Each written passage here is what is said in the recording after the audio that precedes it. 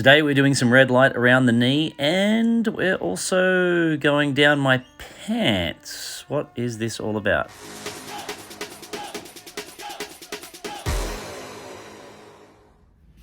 Hey everyone, I'm back at the LIGHTBRIDGE clinic again in Maroochydore on the Sunshine Coast. Today I'm here with Michael Liner, and he is the man that we're going to be learning a lot more about this product here called a Cel LED.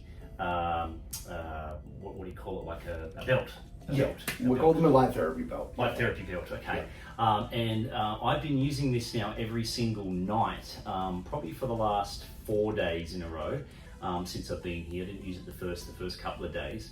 Anyhow, I've come back again because I'm going to get Michael to answer some specific questions around this, the use of it, and also some other questions I've been getting from other people about, like, what's the difference between all of this red light stuff. So there's 4 particular things in particular. I actually won't even start with that because we were just mentioning it before.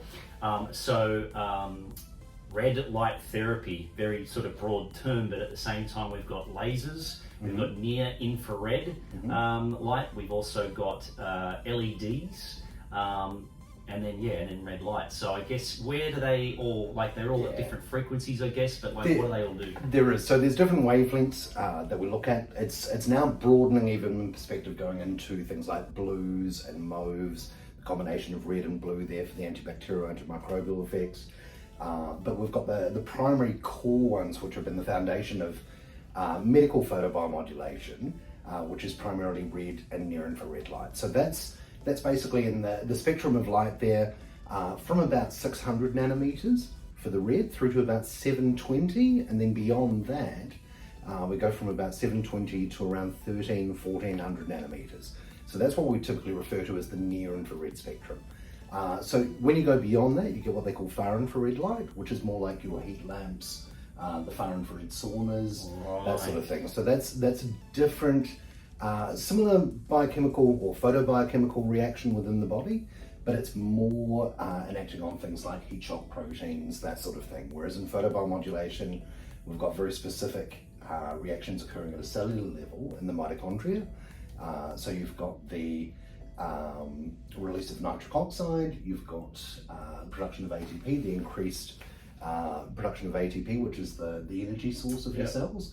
And then from there, you've got a whole cascade, what we call a photobiochemical cascade that goes on there. Things which are immediate and localized, and then you'll get systemic and long-term benefits from that. So yeah, it's pretty cool, guys, because I've got, I geek out on a lot of this stuff that Michael's talking about, and he sent me some great videos of ones that, if you guys have been following us for a while, that I've done in the past using dark field microscopy, where we're looking at red blood cells and what happens to them when you add or take away specific things in or out of your diet, or even through, we did it through meditation. You might have seen I did it with beer and coffee as well. But it was really cool to see how it also reacted to red light. So where does laser fit on that? So laser, there's been an ongoing debate in the medical and scientific fraternity, which is better, laser or LED.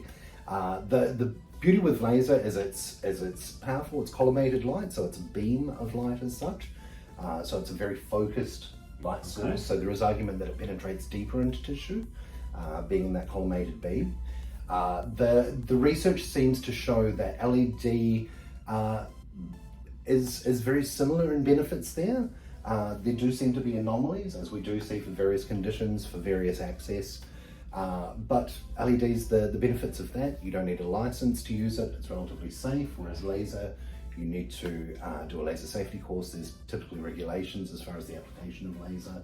So if someone has an LED TV and they just go put their body right up next to it, it's totally different there. So when you look at an LED technology in televisions, it's RGB. So it's compositing it's a composite color. So it's using those 3 core colors in various strengths or concentrations.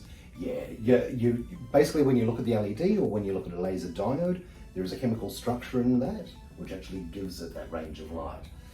Laser, typically the variance in nanometers and wavelengths is about 3 to 5 nanometers up or below the stated wavelength.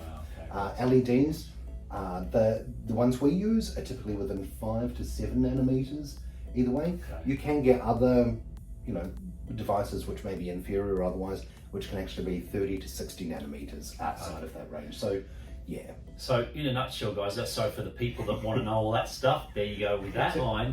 What we're going to do then now is we've got this belt, the light therapy belt, and I got to say, like from the last 4 days I've been using it, it gets quite hot. So when it heats up, in my knee in particular, everything becomes a lot more flexible when it's hot.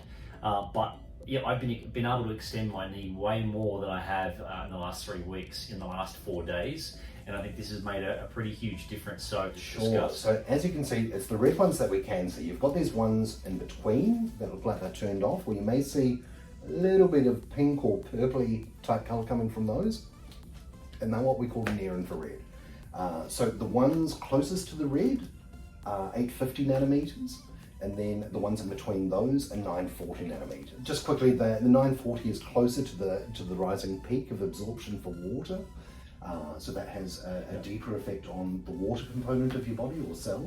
Red, primarily within the blood, it's absorbed, and near infrared into the deeper tissue structure. what's this doing here then, Michael? So what we've got is, it's sitting behind the knee there, opening up the knee lymphatics there. One of the big components that we use clinically is opening up the blood, so irradiating the blood vessels there, so you get an increased level of oxygenation in the blood cells. The amount of oxygen they can actually pick up and carry through the body is greatly increased with light therapy. The other thing too is the movement of lymph.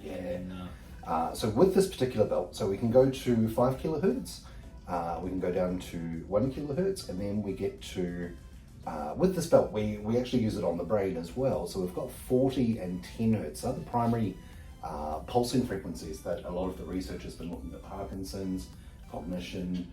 So the disco mode, as I like the to call disco it, mode, that's yeah. for the brain. Yeah. So this is it at 40 hertz. So you can see a bit of a flickering there. Now it's really interesting when we do that across the brain there, the brain almost instantaneously responds in gamma state. So you will literally, with an EEG on your brain, you'll see it light up like a Christmas tree. Yeah. So Michael's basically given me like a personalised chart of, I want you to use this on this part of the body, like there's 4 different things he wants me to do. I'll admit I haven't done the arm one yet, Okay. but I've done everything else. Yep. And but yeah, he gets me to turn the dial up or down according to what part of the body it's on. It feels really good at the end of this. Like I can feel it just warming up and being able to straighten a lot easier when I just sit there, and it's easy to be able to watch TV or do whatever you need to do. So this is something you guys offer on top of the treatments that people would get by coming in here. Yeah. All right. Yeah. Thanks, mate. Okay. Appreciate that. Awesome. Thank you. See you guys soon.